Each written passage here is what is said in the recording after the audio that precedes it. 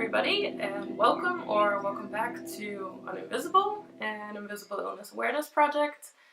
I wanted to just take a break from the whole technical side of talking about MCAS the past couple weeks and share with you guys just the general hospital experience. If you've been here for a while, you know that most of the experiences I have to share are pretty negative. I think that just kind of comes with the territory when you're dealing with rare and invisible illnesses where they're not very well known even by the medical professional, and they're just very poorly understood by people in general. So I was actually really pleasantly surprised when I got to this hospital and had a fairly good experience. Got there and I checked in. I would say that already went better than the last hospital experience I talked about because the lady checking me in was working by herself, clearly stressed out, but she was still very friendly. I didn't get any sort of insults or anything. Then I did end up having to sit in a waiting room for a while, and I really wanted to lay down. I didn't know why I was in this waiting room, so I went and asked them, am I sitting here because the bed's not ready or something? And, I could tell that all these other patients were getting impatient because they were waiting to see the doctor, but they weren't actually staying overnight. So then they told me that I'm supposed to see the doctor too, and then I can go up to the room. Well, what actually happened was I went for the EKG first, and then I went up to my floor and had to wait on the floor for a little while before the room was ready.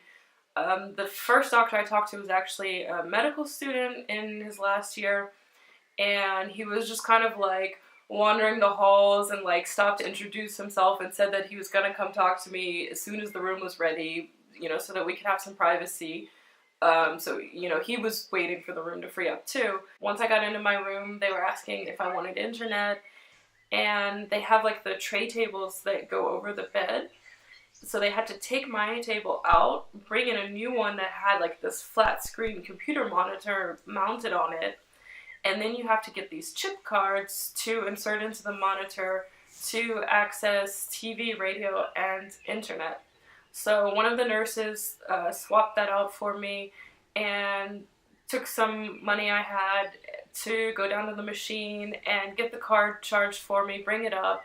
It wasn't working, and he had to go and get me another password, but still, I'm so glad that he was willing to deal with that for me to, get it working, to go get the card so that I didn't have to go downstairs myself.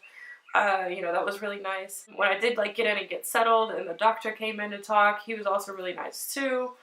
I did hear from my roommate that the doctor she talked to was like the head of that floor, and she wasn't that patient. It didn't really seem to be as interested. Pretty much right away they gave me that stuff you have to drink to prepare for the colonoscopy, which was horrible. But they did offer me apple juice with it, which was really nice. Last time I had a colonoscopy, they didn't mention that was an option. They had some flavored packets you could add to it, which really didn't help. And it was still with 50% apple juice, I wanted to gag with every sip. But, you just drink very slowly and keep it down, and eventually you get through it. It took me a while, but my roommate was there for the same reason. She was also having, in her case, mastocytosis confirmed, and she had arrived a day before me, so she had just finished her colonoscopy and was just starting to eat again.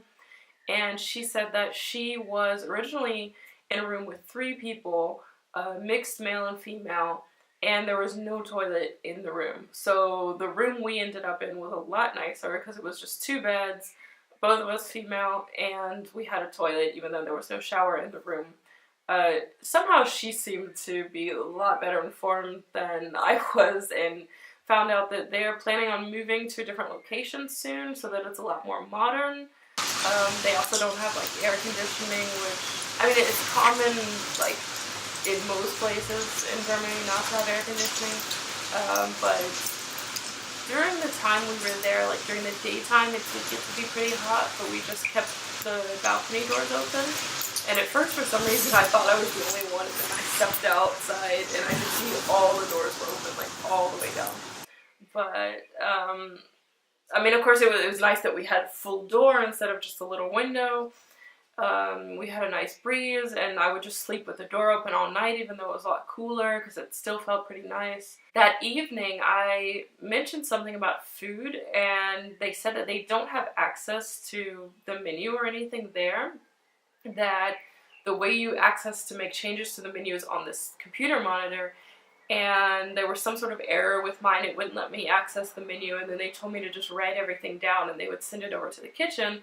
And at that point, after drinking all this, stuff, I really didn't feel like writing anything down, and I remember mentioning my dietary restrictions to somebody before, so I kind of was hoping that they got the memo and that everything was going to be fine, and I just opted not to worry about it. When I went in for the endoscopy, what I did find really nice was that they actually premedicated me for the first time ever. And of course, in most places, if they know nothing about mast cell disorders, they're not going to know that you need to be premedicated. I was telling them that I generally, like, when I've had other endoscopies, I've never been premedicated before, and it's never been an issue, but of course they still wanted to do it just to be safe.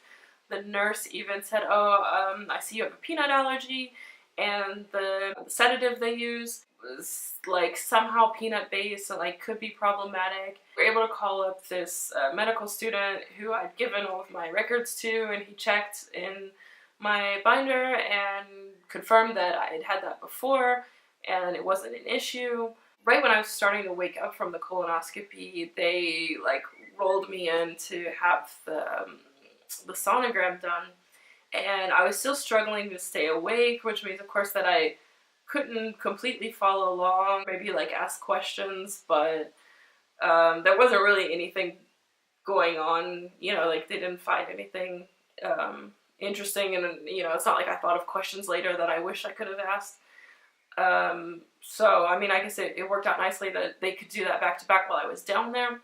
And then as soon as I got back to the room, I was able to eat. Yeah, initially what they brought me was like a normal plate of food, and I figured I would just eat it anyways, and it won't be that bad, and if it does trigger a reaction, then they're more likely to find something, the urine analysis. So I ate that one meal. I actually was really hungry, and after that I was pretty much just hanging out for the urine analysis.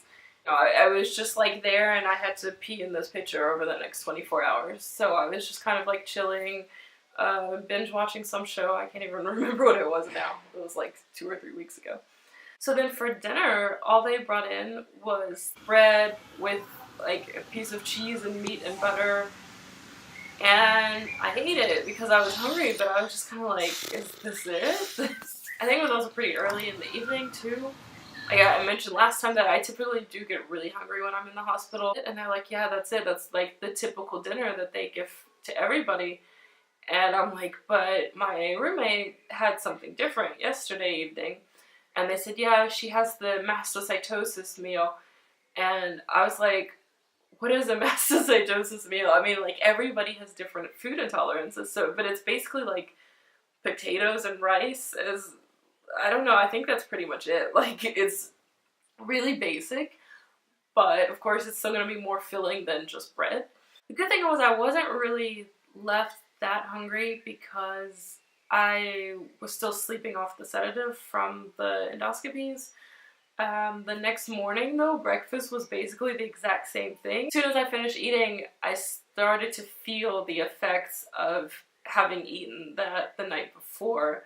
I was starting to feel really out of it, and I was like, I can't continue doing this. I need to get something else to eat. I'll just take the gluten-free option. Of course, the gluten-free was like soup, but it had lentils in it, and I'm like, yeah, of course, whatever the replacement is, I'm allergic to that too, which is, I mean, like, really the thing that I find so unappealing about being in the hospital is that, on the one hand, there's things that I could maybe tolerate in small amounts that I wouldn't feel up to going through the effort of preparing myself, that I will eat if I'm in the hospital, and it's fine. On the other hand, I'm left hungry and there's not a lot of options. You know, sometimes I end up with nothing at all. So they were able to give me Fezubin, which is this like liquid like dietary replacement drink, like multi-fruit flavor. The other thing that I found a bit off was that they would have somebody to, you know, come in and clean up the room every day, like mop the floors and clean the toilets and everything. And of course I could smell all of these chemicals and I'm thinking, okay, like for a mast cell patient, they probably shouldn't be doing that. Like they should have some sort of alternative worked out that they use, like maybe organic cleaners, or just like don't clean for a couple days, or ask you to leave the room, or at least like verify that you're okay with those things. But it's not like it set off a like intense reaction for me, so it was okay. I was just thinking for other patients who are more sensitive, you would have to take the initiative to speak up and let them know. Also, my roommate mentioned something about a study that they're doing starting in a couple months, and I asked around and tried to find out about that, and I couldn't, so I really don't know. We'll see. But yeah, that's pretty much it. I would say that overall, it was a pretty good experience. So yeah, that's it for now. I will see you guys next week.